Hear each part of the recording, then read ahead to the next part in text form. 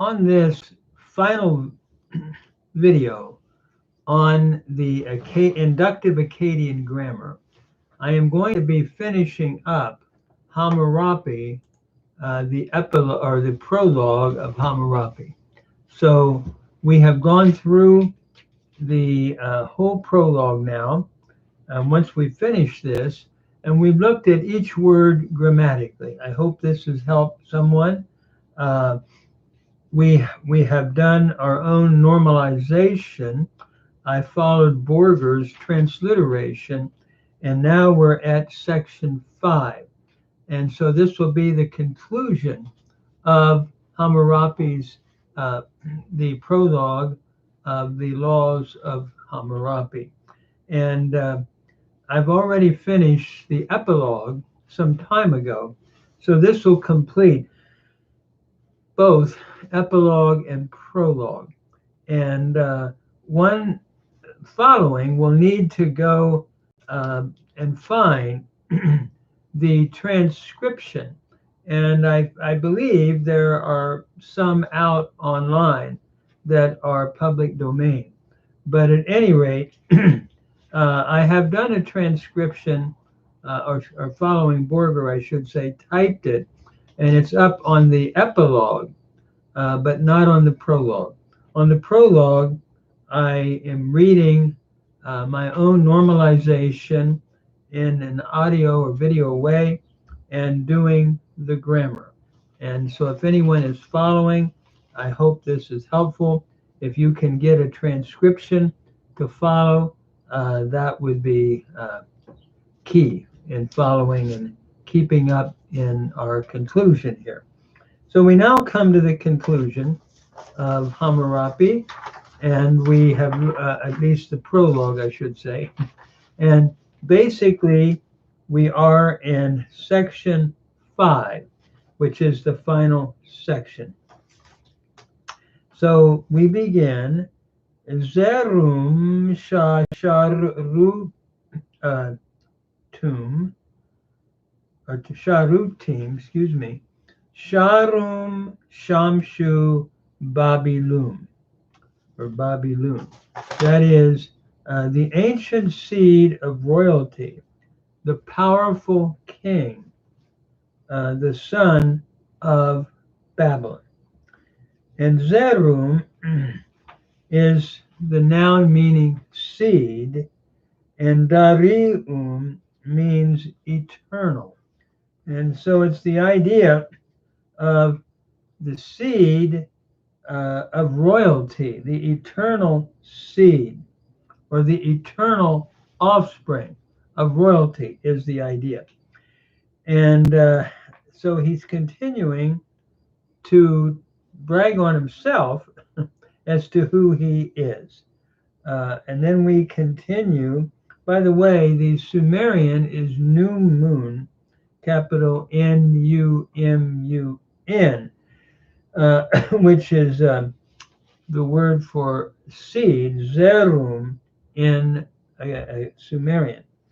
So the seed of the eternal offspring of royalty, Shah, now we have of royalty, or the eternal offspring, Shah Sharutim. Shah is the relative pronoun of, and Sharutim is kingship. So the seed, eternal, or the eternal offspring of royalty.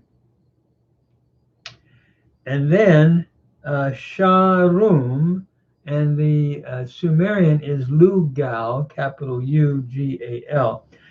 Sharum Danum, or Danum, the powerful king. Sharum is the nominative singular, just like Zerum, and masculine, nominative singular, meaning king. The powerful king, Danum. And then the powerful king, the son of Babylon. Shamshu is the word for son. It's interesting, in Hebrew it's Shemesh. And Shamshu And here, the Sumerian is utu. So utu shu. If we were taking it from Sumerian into Akkadian, Shamshu, the son, Babilun, the son of Babylon. The Sumerian is Ka Dinger Ra Ki. So the son of Babylon.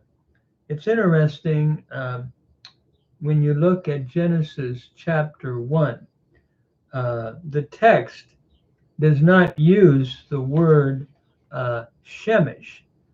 It sounds too much like Shamshu. And the word used there, of course, is the big light and the little light. And Genesis 1, Moses is really, in writing that, didn't even mention Shemesh because I think it sounds too much like Shamshu, the Akkadian sun god. So then we move on, and he is claiming to be the son of Babylon himself. This is taking the title of the Shamshu and applying it to himself here. So then we go on, who causes light to go forth. Mushetsi Nuriim. Mushetsi is from Watsu. It's a 1W form, and it is a Sheen participle from Watsu, the one who causes, or the causer of light. Nurim is from Nuru, and it's a genitive singular meaning light. So the one who causes light to go forth. Ana ma'at. Ana would be the preposition for, and mat is for the land. And ana takes the genitive here, but mat from matum is in construct with shumeriim. So for the land of Shumer, and is and, like the Hebrew vet, and Akkadiim, Akkad. So for the lands of Shumer and Akkad. Shumer, or Sumer, was the ancient name of southern Babylon and Akkad of northern Babylon. So the two together constitute the country as a whole. And so he's claiming to be the one who brings light by his laws to the lands of Sumer and Akkad.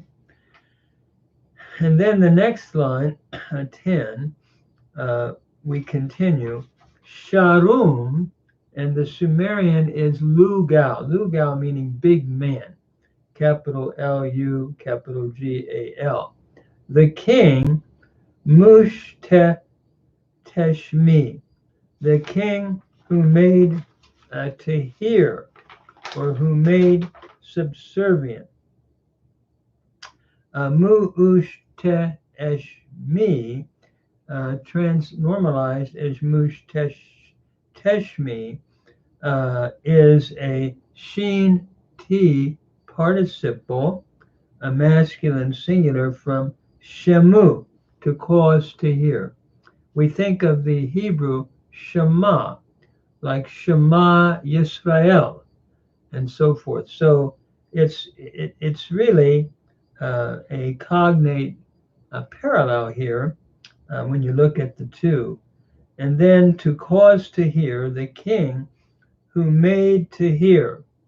And we could render this who made subservient, or who made, cause to hear would be good, meaning made subservient.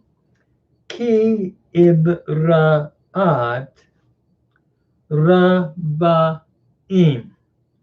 That would be kibrat Rabbaim, the corners or the edges of four, the four edges. Looking here at the four quarters of the world. And notice here, kibraat is a feminine plural from kibru, meaning border or edge or corner. And Rarbaim is from Rabu, Rabuim or Rabuum, meaning four, of the four, genitive singular. So the corners of the four, that is the four quarters of the world, he made subservient, is what he is saying here. And then in 13, mi gi for ir, migir from migru would be the favorite of Ishtar, Dinger Ishtar. And migir is from migru, it means favorite, and it's in construct with Ishtar.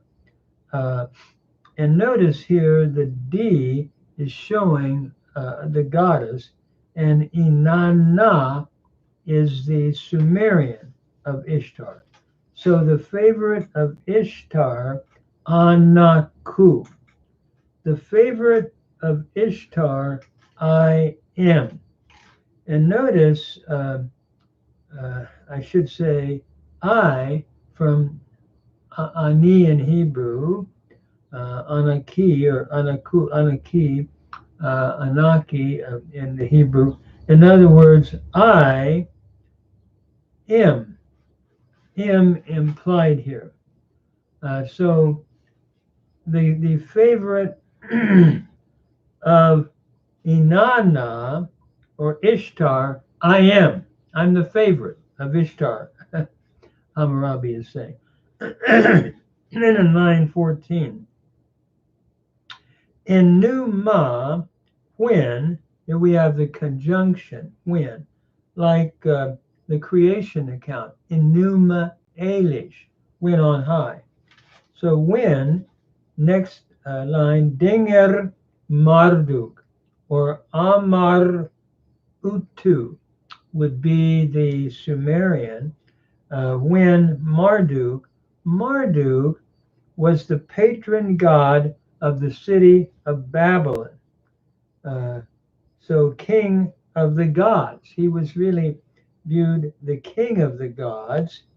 Remember in Enuma Elish, Marduk defeated Tiamat.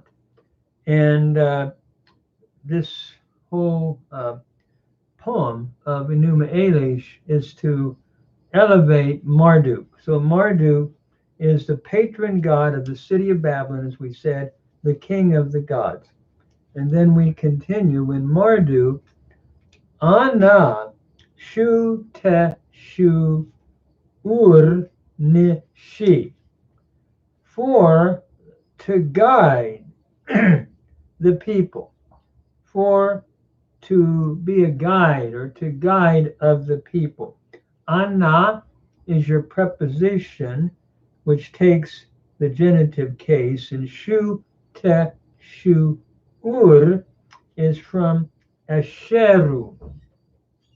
It is a Shin T infinitive for to guide of the people. Nishi is from Nishu. It's the genitive singular, meaning people. Hebrew is Am. But for to guide of the people, and then he's going to talk about that's why his laws are given, to guide the people in a right way, Asheru, to be right, or to cause to be right. And then Shu Hu Zi Im, to direct, another infinitive, a sheen infinitive, to direct, for directing.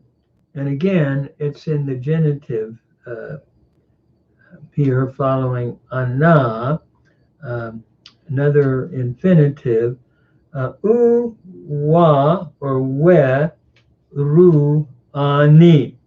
Burger suggests it could be wa or we, and it means to establish. And the root is warum, a final weak form. So to establish, to guide the people, and to establish ki it tam, to establish law or stability, from kitum. Here we have the accusative singular, to establish in the ending, to establish stability, u mishara'am, and justice, from misharum, parallels the Hebrew word for justice. So u and justice, to establish law and justice, in na, p, or ka, matim. In the language, ka is the Sumerian, meaning tongue or language. P is the Akkadian, again taking the genitive singular. In the language of the land, matim. So in other words, I've established laws to guide the people in a correct way and to direct the land, and I establish law and justice in the language of the land. And notice ashkun means to set in place or establish, from the root shakanu.